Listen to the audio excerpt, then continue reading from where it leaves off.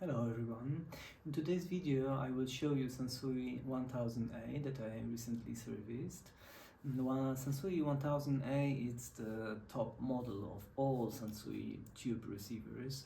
It's a huge device with a lot of power and it's a great sounding device with a great tuner section. In this video I will focus on the technical aspect. In the next upcoming video you will be able to hear how it performs, how it sounds. But now I will show you the front, all of the functions, all of the knobs and switches. You will be able to see the view from top. From the top you will be able to see the transformers, the tubes, and I will describe everything. Also the view from the back, and the main picture will be underneath, where I performed the service. The Sansui came to me with an issue. One channel was playing significantly quieter than the other, so I had to find the issues, but as I found out, it wasn't one and only issue with it. And after all the service that I performed there, it started sounding really great.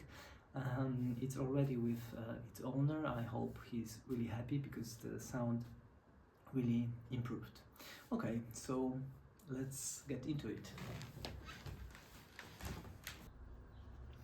Here's the front of the Sansui 1000A. Here you have the power switch, speaker on and off switch, headphone socket, balance, presence filter, bass adjustment, and this is for the left and the right channel. When you move it like that, it goes together, but when you hold one and move another, it will adjust the channels separately. Very nice feature, very vintage feature. This is for the treble adjustment, works exactly the same as the bass. Volume adjustment, here the low filter, high filter, loudness, tape monitor, it's on, I will turn it off. Muting for the FM and FM AFC. Here you have the mode selector. You can put it on mono. It will mix all both channels. Here it will be mono on the right channel, mono F left channel. Now the stereo and stereo reverse. Here the band selector. You can choose from FM stereo, FM mono and AM. Here is the selector switch. You have microphone tape, headphone, two phono inputs. I think one is for the ceramic, one is for the moving magnet, tuner and auxiliary. Here you can tune the station. The radio here is the tuner section is really great. Even without any antenna, it picks up really nice. And yeah, let's look what on the other side. Here's the look above the receiver. Here you can see the main filtering caps replaced. Those two are still original, still working. It would be good to replace them, but those are free 20 nanofarad caps rated for 500 volts. Quite difficult to obtain this cap.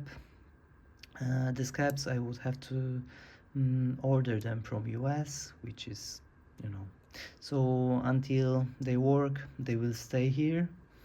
You see a lot of tubes. Those are ACC83, those are driver tubes and power tubes.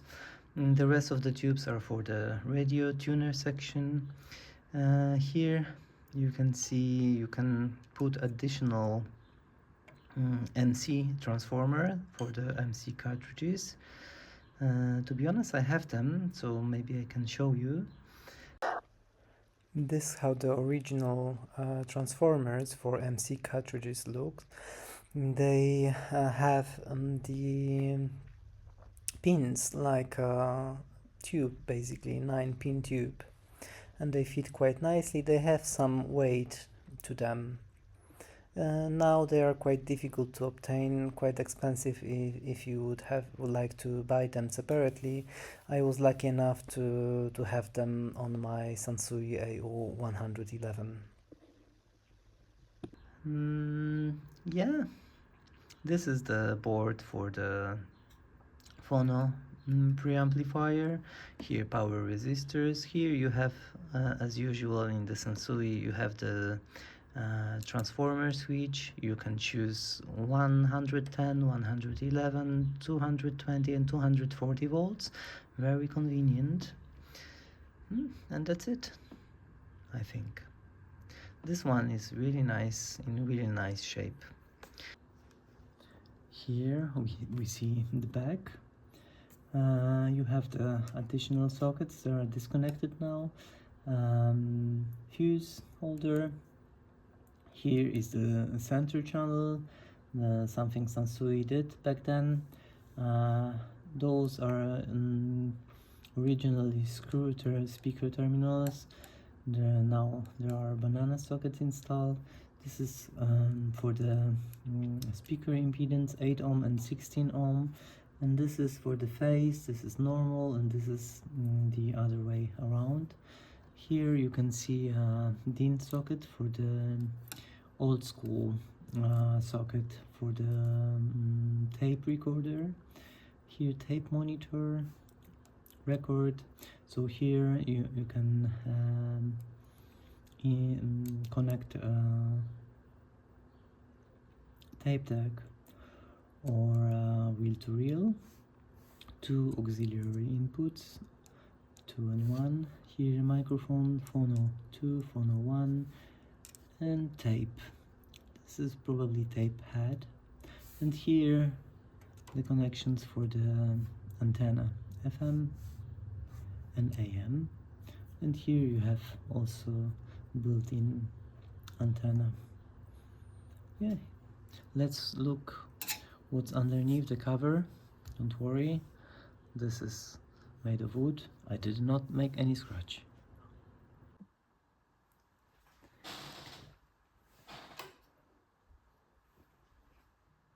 Okay, here there is the view from underneath, and I will try to briefly say what I managed to do here.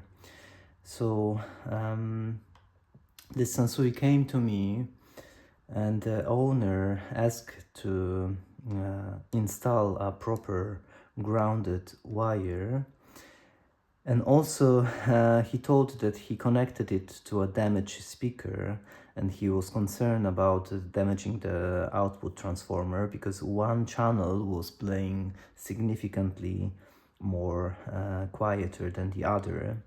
So when I opened it, of course, I looked at it, measured the output transformers, measured the resistors here, looked around if nothing burned, right? And then, of course, I powered it on using, of course, protection, and everything seemed fine. So then I checked on the oscilloscope and then confirmed that the one channel was playing significantly quieter than the other. And then I checked the tubes, and there were not the cause of the issue. So I started measuring things with my oscilloscope, and already here on the preamp ECC 83 tubes, already here I noticed then that this one wasn't on the grid. The signal was already quieter. And I noticed here you already have the view after the service, but I noticed the cathode capacitors were original. Here you can see the picture how it looked. Here on down you can see an original electrolytic cap that it's already replaced, but on the right top corner you can see a resistor on with isolation. So this is the original first cap that was replaced, and here you can see the second one. Not very easy to replace because it's basically the access to it's a bit difficult, and the isolation it's already not very flexible, to be honest. It's basically very hard, so to salvage the original resistor it was quite a task. So after replacing those caps, of course I didn't replace only this one, I replaced on the other channel as well. And the channels already balanced after that. So this was the main issue, and then I looked at all the, of course I looked at the soldering before, and I corrected it before, but it didn't solve the issue, so this cap solved the issue. And this amp already has been on my bench. The previous owner and my friend asked me to, because he wanted to sell it, asked me to look around if everything was fine, and I noticed back then that it really has gone through a not very professional service, and the diodes were original, and I think those main filtering caps also were original, but they were disconnected, and then the soldering quality was terrible, I have to say. So and those main filtering caps are always bad. They just have to go, they have to be replaced. So I replaced them, replaced the diodes, make this part here in order, and also corrected. Here you don't see because I already replaced those caps, but here you can see the picture how it looked. So some of the pictures how the amp originally came to me for the first time. The first time I just corrected those soldering points, but really, to be honest, those are coupling caps, very important point of the amp, and it's basically I would be ashamed to not only to do this kind of work, but to charge for it. So the soldering quality was really messy, and really not careful, especially on those points where you have to be careful, then that they were really not. So this kind of service unfortunately happens. Anyway, coming back to what I did. So after I replaced those and checked that both channels are playing correctly, I noticed problems with the ECC 83 tubes, and this one and this one, of course. And fortunately it was the tubes, otherwise I would have a lot of work, because one channel had some distortion, some pops, some noise that really sometimes you cannot tell the difference between the ground problems or the signal wire problems or resistor anode resistor problems, but fortunately I just made a very simple test. Oh, and this channel was having noise issues, and this channel was having hum issues, basically hum from the transformer, a power transformer. So I was really nervous at the first point, nervous, concerned, right? I don't know, I just always assume the worst, but fortunately I swapped the tubes and then it moves. So after that the other channel had hum problem and the other channel had noise issues. So really it was a great relief. And after I put some very good ECC 83 tubes, all were running very nicely. So after that I moved to the powering section, and I replaced the original wires.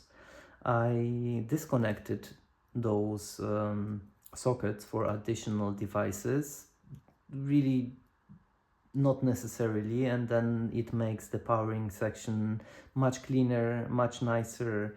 So I recommend everybody that then, you know, just put your other device directly to the socket and it really will be fine.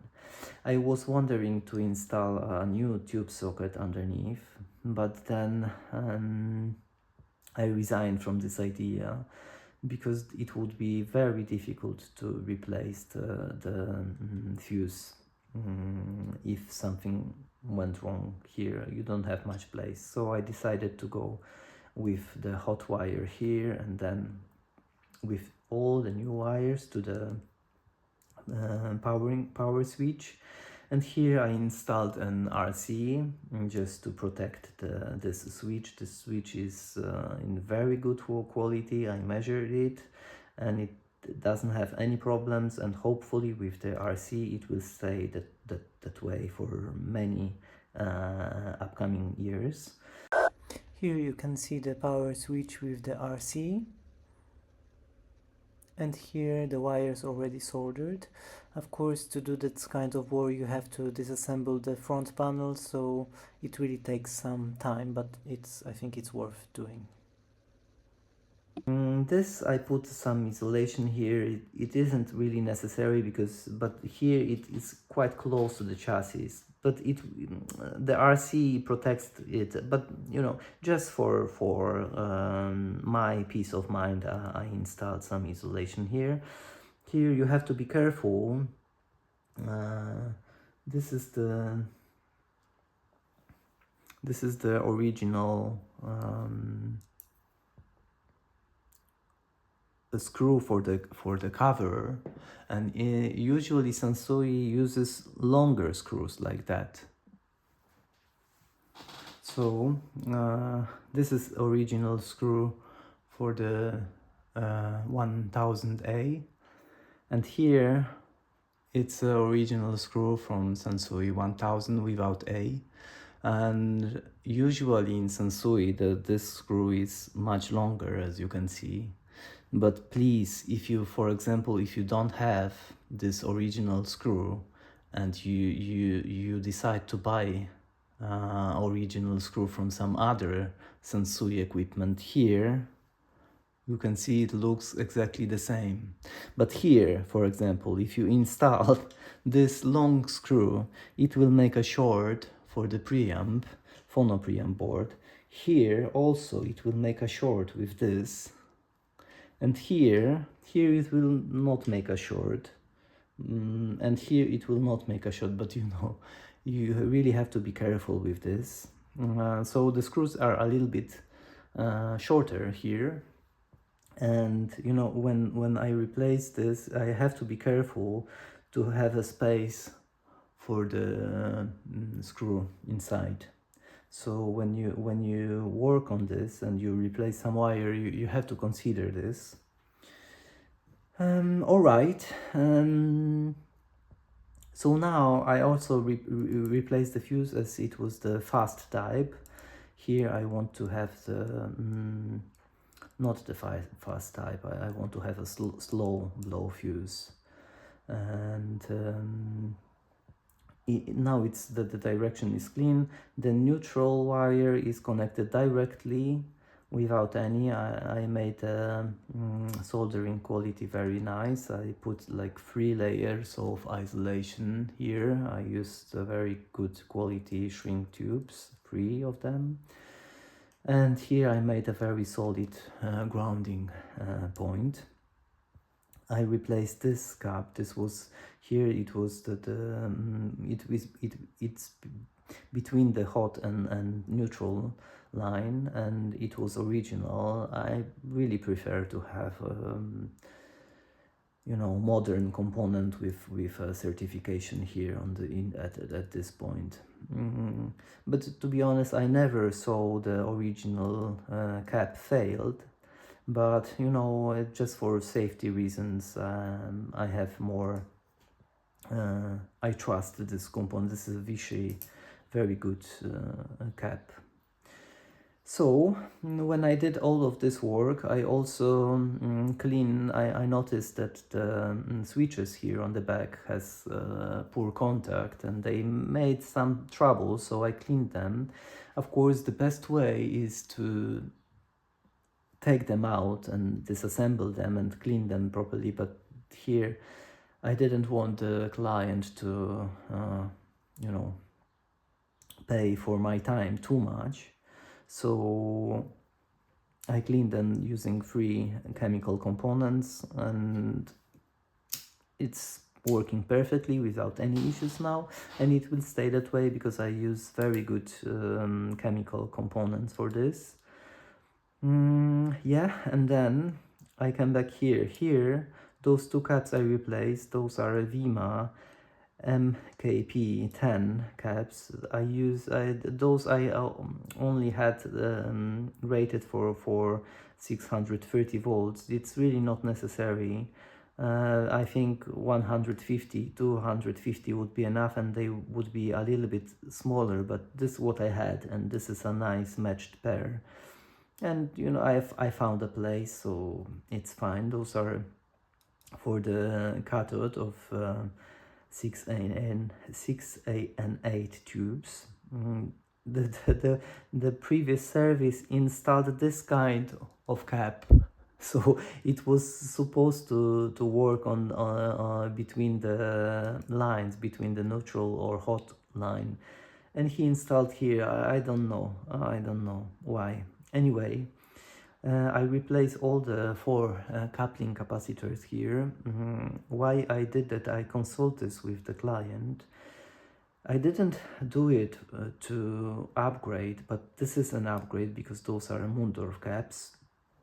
But my main reason for that wasn't to upgrade the sound. It was to make the connections better, because the previous whoever worked on this amp really didn't do a careful work, and on here you really have to take care to make a very solid soldering job, so nothing moves and so on, and everything is solidly firmly connected. And the guy just cut original wire and didn't even bother to make a good connection. He just make this like this point, and it was the last time I work on it, I made sure those connectors are better than whoever did it before, but it wasn't the correct way. So and before it was just I was doing this for my colleague, for my friend, and it was just a favor for him, so I didn't want to spend too much time, and he didn't want to also make an investment for this, because it really takes some time to do a proper job here, because you have to clean the points, you have to be careful not to damage those resistors because they are quite fragile, right? So it really takes time. And now those caps, after some warming up, it really sounds fantastic here.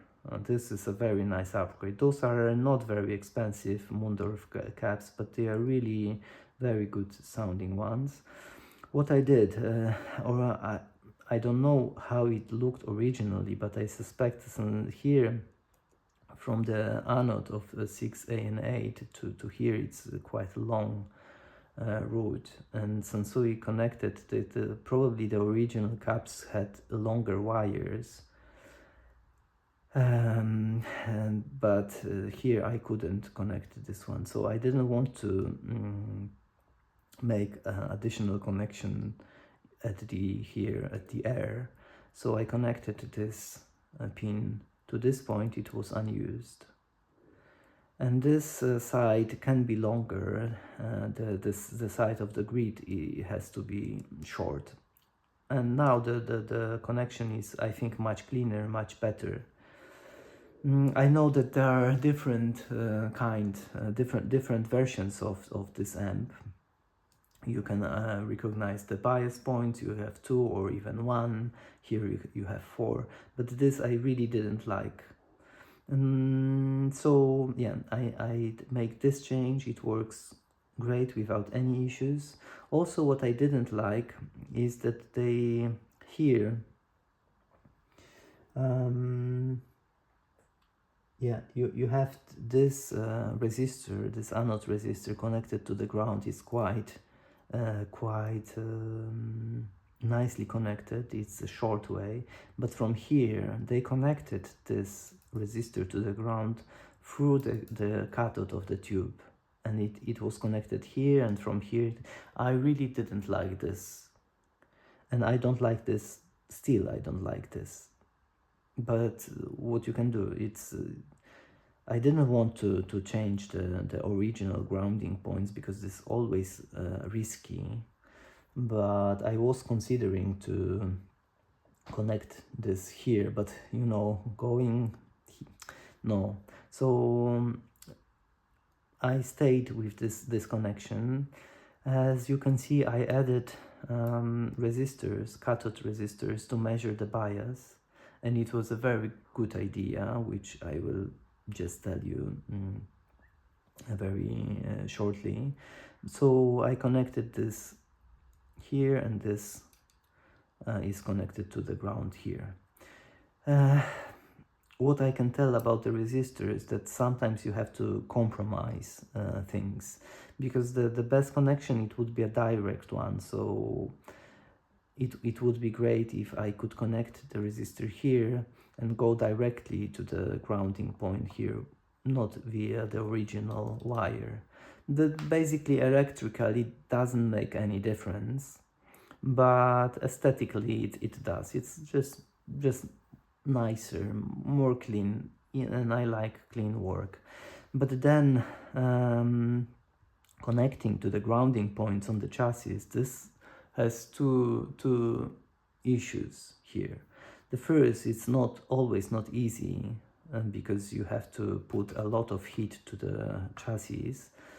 This is not a problem for me because I have a proper equipment to do that. But here you have the original wires around.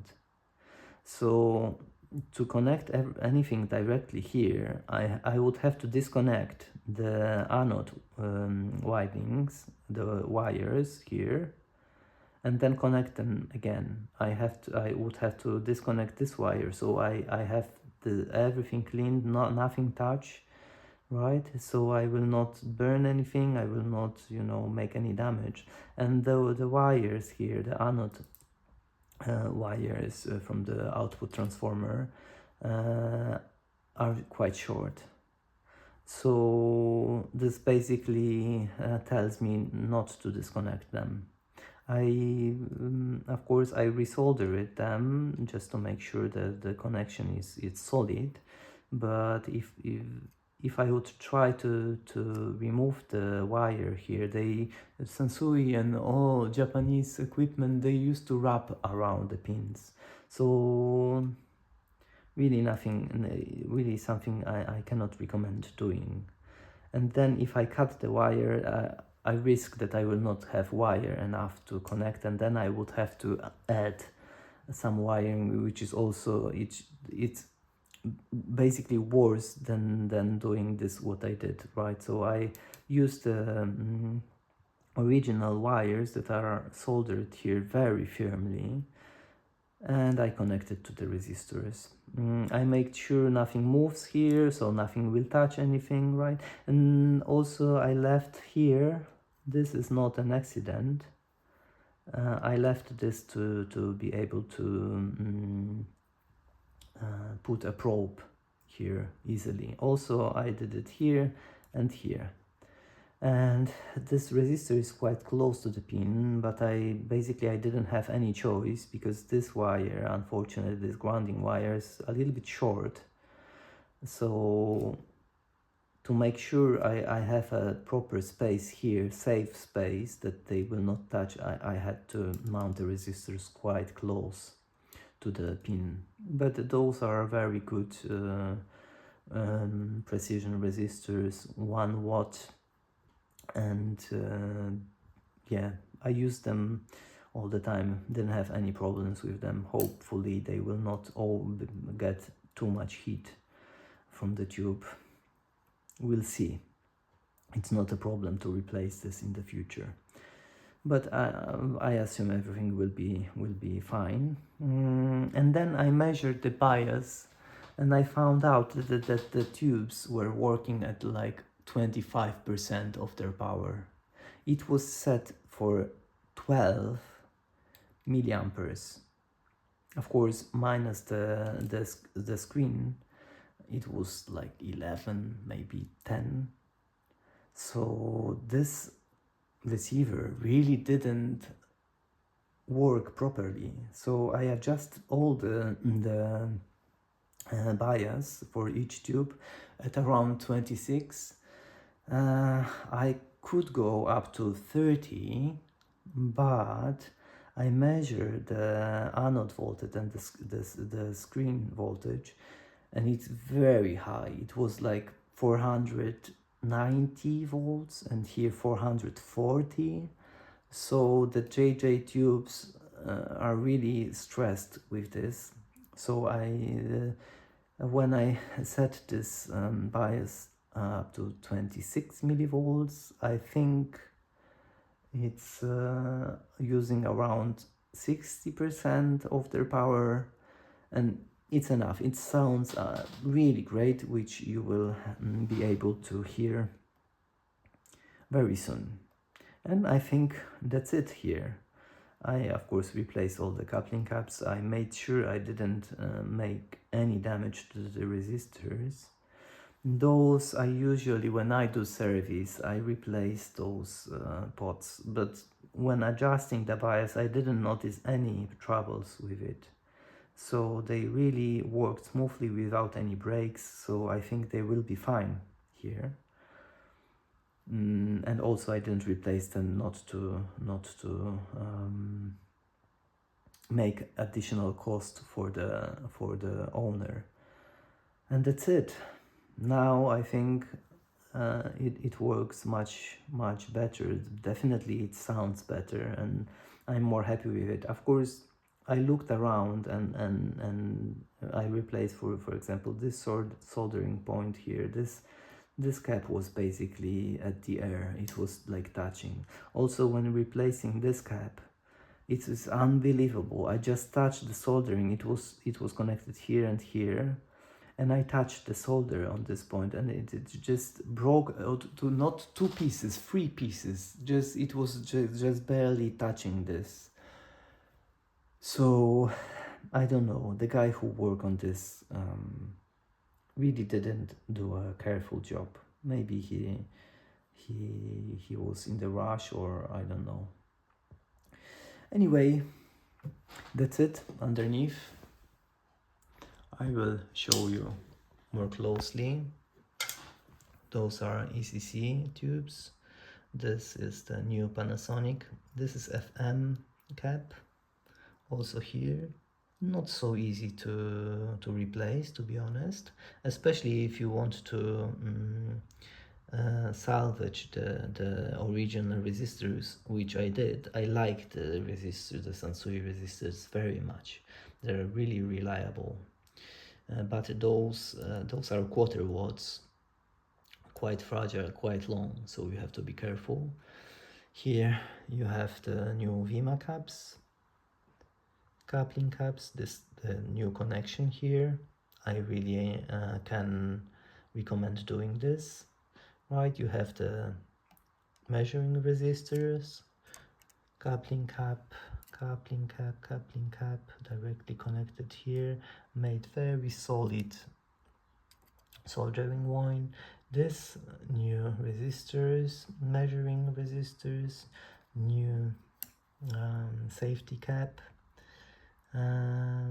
Here, new connection.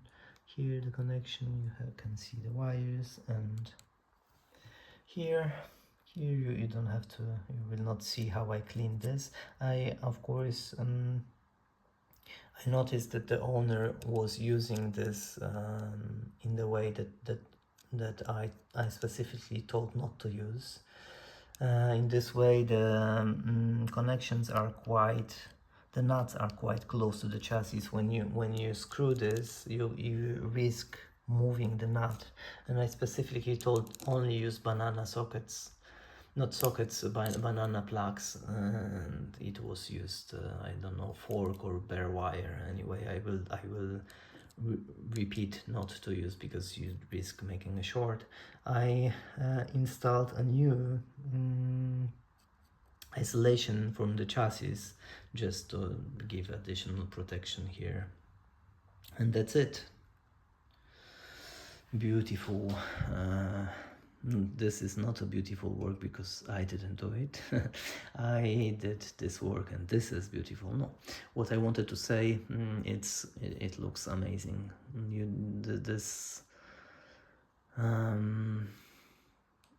Yeah, to make it work properly, it's a lot of job, but I just like to see all the wires here. It looks messy, but it really isn't. Alright, thanks for watching. Hope you enjoyed this video, this overview. Stay tuned because next upcoming video will be this receiver playing. I recorded a lot of samples, sound samples. So I know that YouTube is not the best place to judge the sound, but I think it will give you an idea. Yes, so thank you again for watching, and catch you next time.